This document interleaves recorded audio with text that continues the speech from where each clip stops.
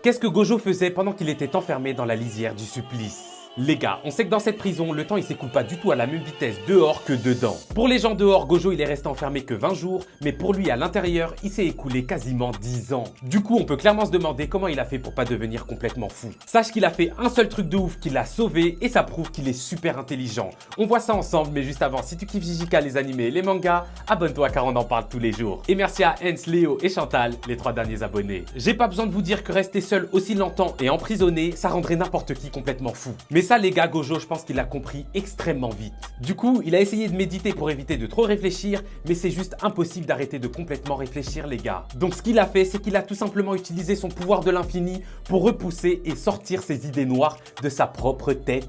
Je sais pas si vous vous rendez compte du niveau de maîtrise qu'il faut avoir pour faire ça les gars, mais c'est complètement fou et c'est seulement grâce à ça qu'il a pu éviter de devenir fou.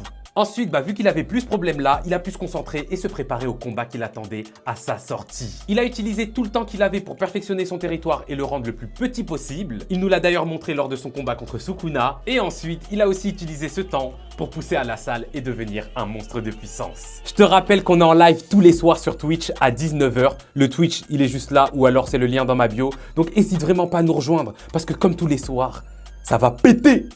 Péter!